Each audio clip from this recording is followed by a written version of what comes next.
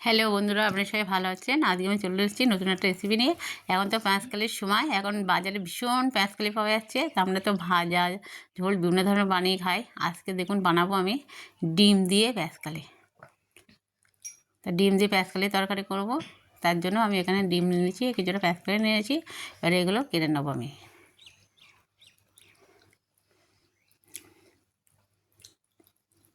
ডিমগুলো সিদ্ধ করে নিতে হবে।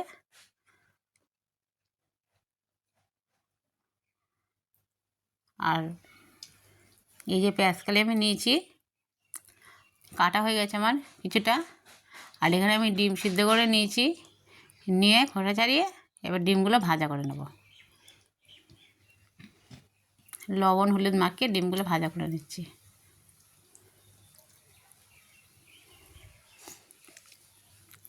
ডিমগুলো একটু লাল লাল ভাজা হওয়া পর্যন্ত অপেক্ষা করতে হবে। লাল লাল একটু ভাজা করে নিয়ে আর ওদিকে আমি আলু কেটে নিয়েছি। আলুগুলো লম্বা লম্বা করে কেটে নিয়েছি। পেঁয়াজকালিগুলো যেমন আমি লম্বা লম্বা করে কেটেছি, ওই জন্য আলুগুলো লম্বা করে কেটে নিয়েছি। এবার ডিমগুলো আমার ভাজা হয়ে গেছে, তুলে নিচ্ছি। ডিম আর সরষের তেলে একসাথে পড়েছে, দেখুন কেমন গ্যাজা হয়েছে। সরষের তেলে সবসময় গ্যাজা হতেই থাকে। দেখুন ডিমগুলো আমার ভাজা হয়ে গেছে। এবারে আমি জিরে আর তেজপাতা ফোড়ন দিলাম।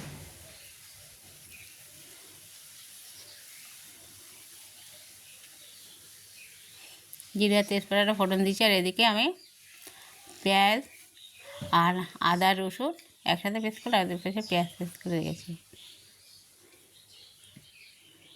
এগুলোকে দিয়ে লাল লাল করে ভাজি করে নেবো।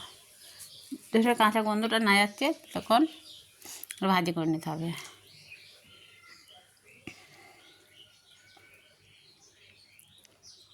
এবার আমি আলুগুলো মশলার মধ্যে দিয়ে কষিয়ে নেবো। আলুগুলো সিদ্ধ করে নেবো আছে হাফ।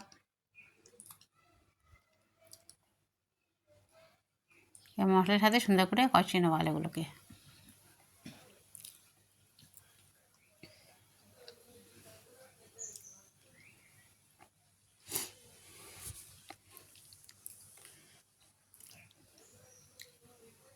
এবারে আমি দিয়ে দিচ্ছি লবণ,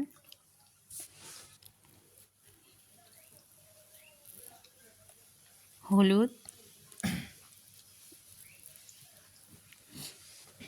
লঙ্কার গুঁড়ো আর দেবো একটু চিনি।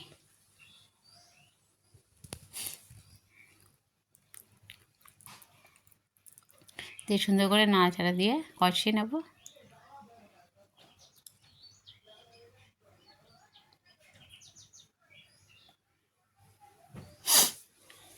সুন্দর করে নাড়াচাড়া দিয়ে কষিয়ে নিয়ে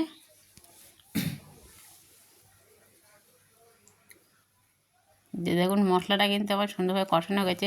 গা দিয়ে তেল ছেড়ে দিয়েছে, সুন্দরভাবে কষানো হয়ে গেছে। এবারে আমি জল দিয়ে দেবো। না, জল দেবো না, এখন আমি পেঁয়াজকালিগুলোকে এবার দিয়ে দেবো।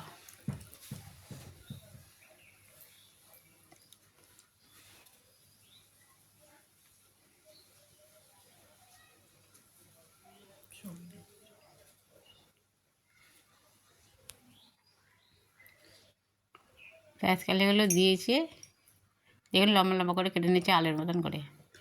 এর সুন্দর করে কষিয়ে নেব।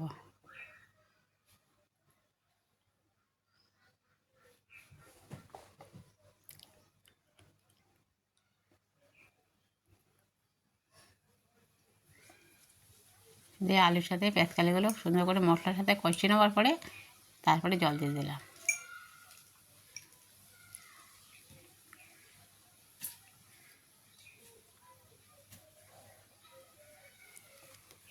হ্যাঁ, আলুগুলো একটু সিদ্ধ করা আছে, তার একটু সিদ্ধ হবে। পেঁয়াজকালিগুলো হচ্ছে না, ওর সাথে ফুটে গেলে একটু সিদ্ধ হয়ে যাবে।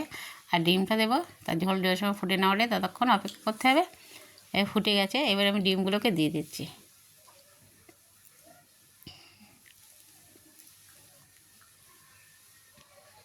এবার আর একটু ঝোল কমবে এখনও, আর কিছুটা ফোটার পরে তারপরে মশলা দিয়ে দেবো।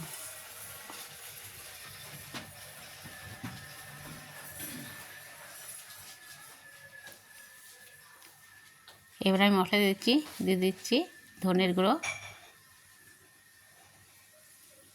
আর দিচ্ছি জিরা গুঁড়ো।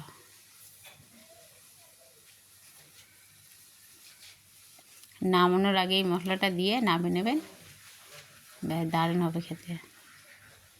এইভাবে একবার বানিয়ে খেয়ে দেখুন কতটা সুন্দর লাগে, কতটা ভালো লাগে খেতে। এই দেখুন আমার হয়ে গেছে, এবার নামিয়ে নেব।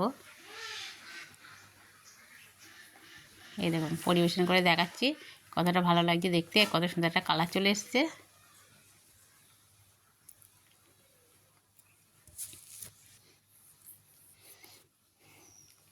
পেঁয়াজকালিগুলো কিন্তু ওর ভিতরে ভিতরে ঢুকে গেছে, উপরেও একটু আছে। এই দেখুন